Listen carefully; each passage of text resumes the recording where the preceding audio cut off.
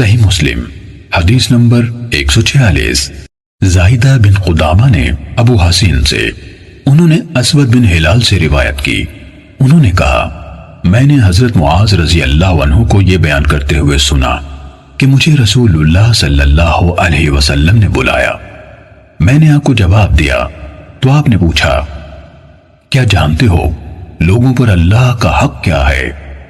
پھر ان سابقہ راویوں کی حدیث کی طرح حدیث سنائی۔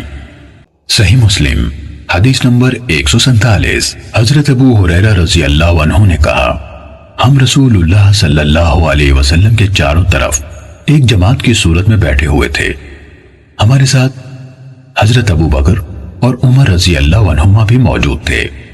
رسول اللہ صلی اللہ علیہ وسلم ہمارے درمیان سے اٹھے اور کسی طرف چلے گئے، پھر آپ نے ہماری طرف واپسی میں بہت تاخیر کر دی تو ہم ڈر گئے کہ کہیں ہمارے بغیر آپ کو کوئی گزن نہ پہنچائی جائے۔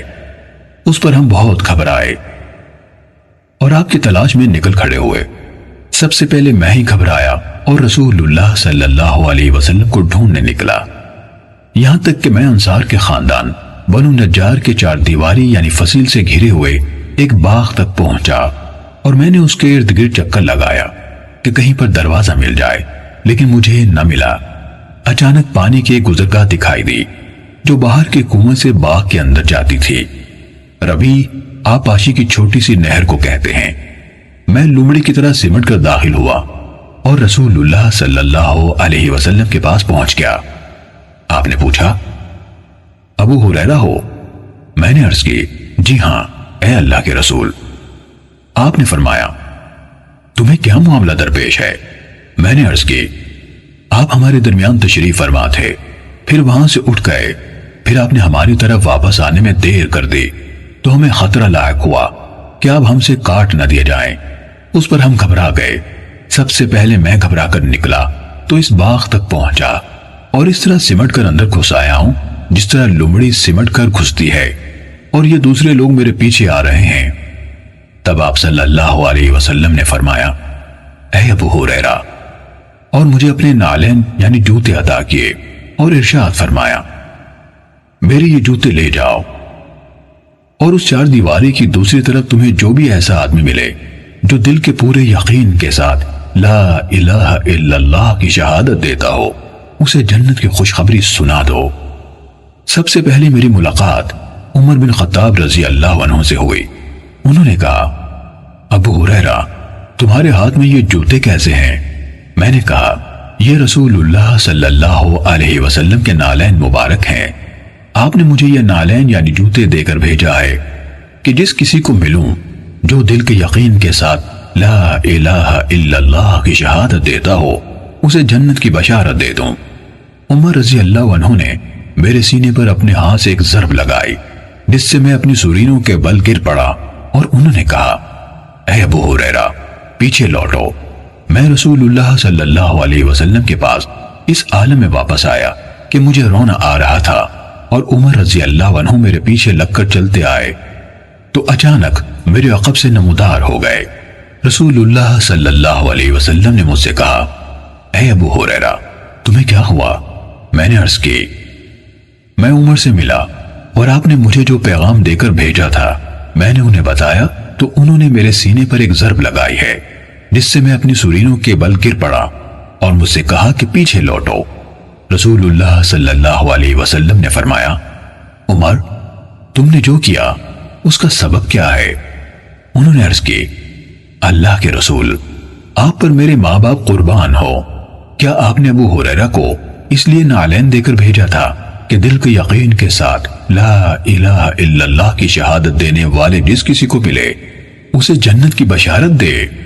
آپ صلی اللہ علیہ وسلم نے فرمایا ہاں۔ عمر رضی اللہ عنہ نے عرض کی تو ایسا نہ کیجیے، مجھے ڈر ہے کہ لوگ بس اسی شہادت پر بھروسہ کر بیٹھیں گے، انہیں چھوڑ دیں کہ وہ عمل کرتے رہیں۔ رسول اللہ صلی اللہ علیہ وسلم نے فرمایا اچھا تو ان کو چھوڑ دو۔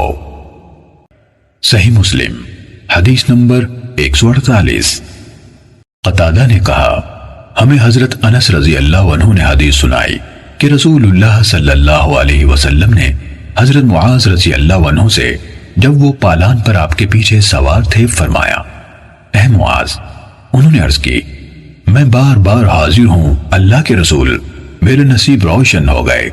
نبی صلی اللہ علیہ وسلم نے پھر فرمایا اے معاذ۔ انہوں نے عرض کی میں بار بار حاضر ہوں اللہ کے رسول، زہ نصیب۔ پھر آپ نے فرمایا اے معاذ۔ انہوں نے عرض کی میں ہر بار حاضر ہوں اللہ کے رسول، میری خوش بختی۔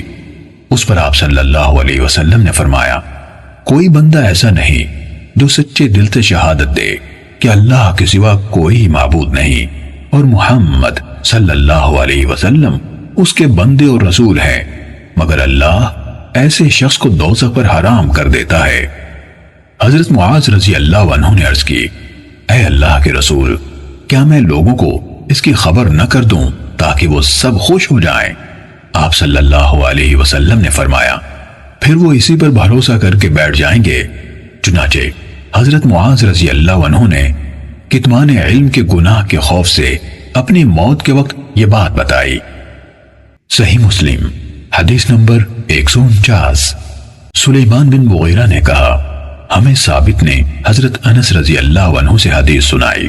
انہوں نے کہا مجھے محمود بن ربی رضی اللہ عنہ نے حضرت اتبان بن مالک رضی اللہ عنہ سے حدیث سنائی۔